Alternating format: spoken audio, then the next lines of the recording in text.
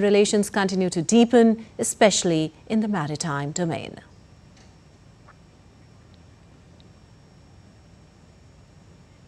And for more, we have Akshay Dongre joining us from the newsroom. Well, Akshay, with Dr. Jaishankar and Sergey Lavrov discussing a wide range of bilateral issues from trade and energy to technology and mobility. What concrete outcomes or agreements can we expect to emerge from this visit, especially with the India-Russia annual summit just 3 weeks away now? Well, it seems like a precursor to that very visit of Russian President Vladimir Putin to New Delhi. As far as the annual summit is concerned, it has held quite significant, move as far as the two countries are concerned, and we can expect some concrete results of this meeting as well as the upcoming meet in a few weeks when President Putin meets Prime Minister Modi as well as his counterpart here in India. So India and Russia, as we all know, are quite friendly nations. As far as the history of the two countries are concerned, they have held close ties, not only in terms of defense, but in terms of energy security, in terms of economics, in terms of trade, in terms of people-to-people connect as well, and cultural and traditional ties that have remained steadfast between the two countries. So as far as the expectations of the Indian side is concerned, we surely are expecting agreements over in the energy sector. We are expecting the trade ties to reach their maximum potential.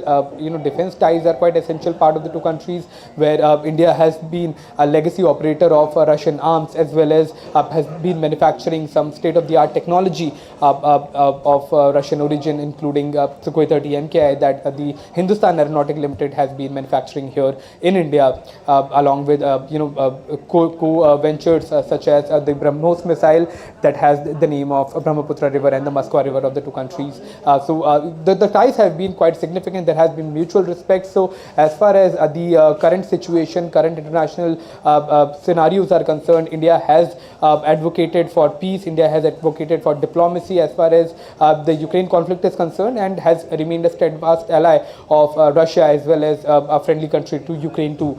So what we are expecting in terms of outcome is trade ties, economic ties, cultural enhancement of cultural relations between the two countries, defense ties, as well as a range of other areas which can be enhanced by the two countries, including healthcare, education, and other areas of cultural engagement as well. Back to you, Lipakshi.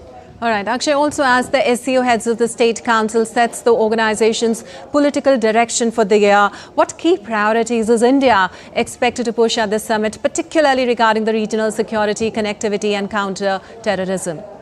Well, as far as counterterrorism is concerned, Russia has remained an ally of India that has supported its cause of action against terrorism. Russia has been there providing some of the best technologies it has, and it is developing, in fact, for future purposes as well, to act against the terror outfits and countries that have been harboring terror groups in their territory, from missiles to fighter jets to tanks. If you look at the two countries, there has always been cooperation. But as far as India's push is concerned, for this year as well as the upcoming years, a clear and precise strategy to act and call out terror activities and countries harboring terrorism is perhaps one of the most important ones. But a part of that, the resolution of conflict, insurance of food supplies to the countries of the global south also remain key on agenda, including other areas that can be touched upon by the two countries. That includes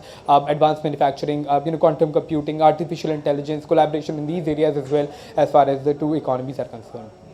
Also, most importantly, Akshay, given the current geopolitical tensions and the shifting alliances patterns globally right now, how significant is it of External Affairs Ministers Dr. Jaishankar to be present in Moscow at this moment? Well, quite significant, and especially this being a precursor to the visit that is an upcoming visit of President Putin to India. This is a visit that is attracting eyeballs from all across the world, because right. It is going to be a defining partnership as far as the region is concerned. Both